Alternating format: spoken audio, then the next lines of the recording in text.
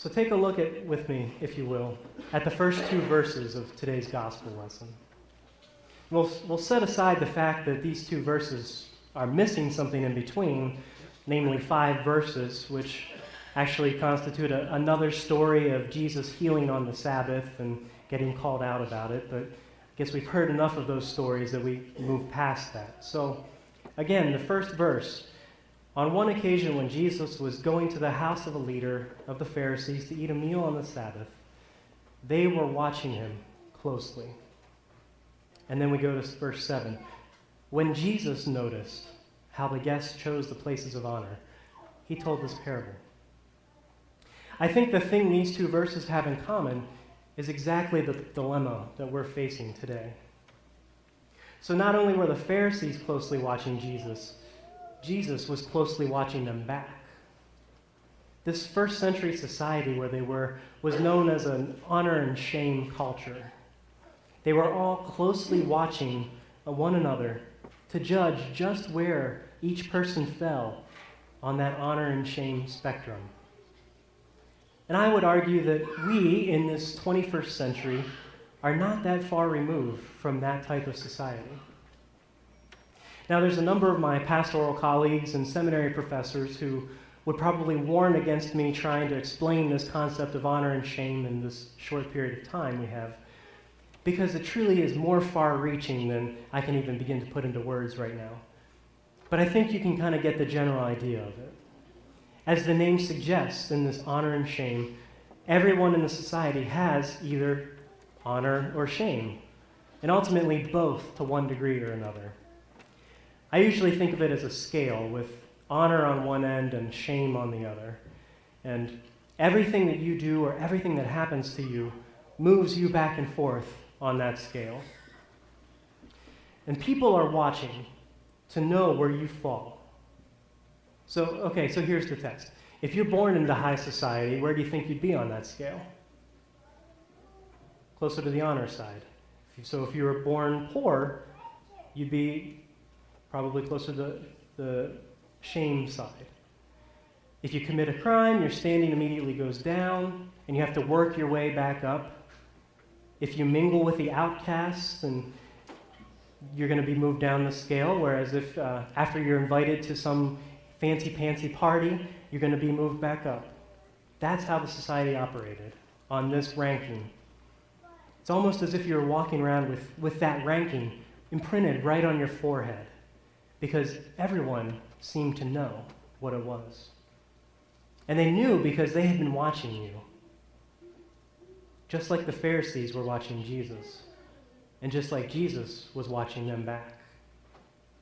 So like I said, that's kind of a simplified version of how the society operated, but I hope you can see that the first century culture that Jesus and the Pharisees are living in isn't terribly different from the culture that we're living in. Especially, as I was trying to talk earlier, it's because it's back to school time. And you can't tell me that students in school right now are not living in this type of honor and shame culture. You probably know that those rankings are written right on your forehead because everyone is watching. I remember one of the most significant rankings being the letter L right on your forehead. Even those hand gestures show what kind come out of this idea. Life in school is the quintessential example of this honor and shame culture. The honor and shame stuff plays out in these little cliques based on what you're involved with. The cafeteria tables often signify what your status is. The grades on your report card played a role in this, as do the clothes and the shoes you wear, the backpack you carry, who you're related to, or who you talk and hang around with. Does that sound familiar? Well, back in my day, maybe not that long ago, but I kind of remember what grade school was like. I was in the band, which in my school bumped me down a few notches on that scale. I was a churchy kid, going to youth group and FCA and things like that, which again in my school bumped me down a few notches. And because my dad was the teacher at the middle school where I attended, I barely had my own name because most people, including teachers, only knew me as, oh, Mr. Zeller's son. I knew where I stood on that scale. I had my place where I was put, and as much as I tried, I couldn't really do much about it because I was being watched. But at the same time, I was watching everyone else to see where they were. But such is life in school, I guess. Thankfully, someday you eventually graduate and enter the real world where those rankings don't exist anymore. I was hoping someone would laugh at that because honor and shame is pretty prevalent everywhere in our society, I would think. Our rankings are always there. They're in our schools, but they're in our work. They're in our towns, and I think they're even in our churches. We want to say they aren't there, and we're trying to work past them, but we need to be honest. We're watching each other, just like Jesus and the leaders of the Pharisees were. We all watch and we rank. But this is where Jesus comes in. So Kim and I were out exploring this great state not too long ago, and as we were walking around the town, we stopped by this certain establishment, and we found this sign on the front door, if you can see it on the screen here. It says, "Food and drinks and fun, go to the left," which is, of course, where the front door of the place was. "Real life, go to the right." It's the other way. Well, we went in, and there was food and drink and fun inside. But I think this morning's story tells us that Jesus would disagree that real life is the other way, that it's found in another place. Because it's precisely in those food and drinks and fun where honor and shame are played out.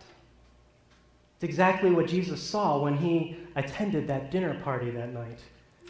Those honor and shame rankings follow you wherever you go. So after scoping out the situation at the wedding banquet, people started taking their places at the tables that they thought they deserved.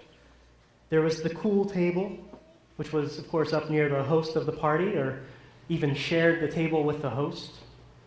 I'm sure there was probably the band table over to one side. Football players were here while the Spanish club was there. Everyone was taking their place at that banquet. But Jesus comes in and he says, "Well, hang on a second. Can we mix these tables up a little bit? All right, you sit there. You three over there. You all come up and sit by the host. And you here, can you move down a few chairs? We need those seats for some other people. Now the rest of you, find someone you don't know, grab a table, and get to know them." Kind of sounds like a youth group mixer gone bad. It also kind of makes me thankful that we don't have table service at the fair this next week.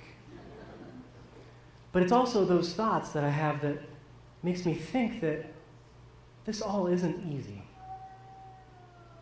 It's not easy. If it were easy, we could do this without Jesus' help. If it were easy, we would have erased those rankings off of each other's foreheads and sat with someone different, someone that, or somewhere that wasn't typical or expected. If it were easy, we wouldn't be living in this honor and shame culture anymore. But our humanness makes it difficult. The fact that we're humans, broken and sinful, makes us continually rank one another and makes us work hard to try to increase our own rankings. Our humanness tells us that we do stuff so that we get stuff in return. We try and hobnob with those in high society so that our rankings increase. We host dinner parties so that we can impress others and get invited to even more dinner parties.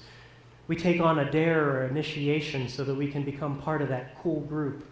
We host meals and do service projects with the hopes that people who will come will eventually like us enough that they'll join our church. Well, that all isn't the point. I mean, we're broken and we're human. This stuff isn't easy. But again, that's why Jesus came. Jesus invites us to make our food and drink and fun part of real life. Real life. Life that is real and full and complete for everyone. Everyone without the rank or without shame. everyone. Life where we're invited to sit at the head of the table with the host.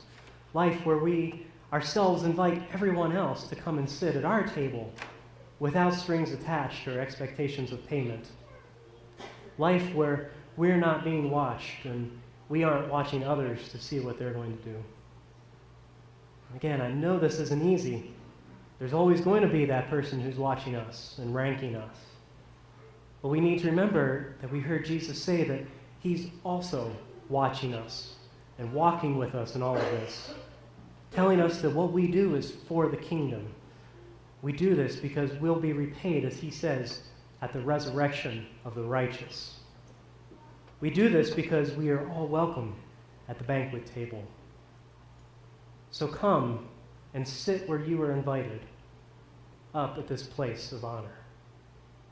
Amen.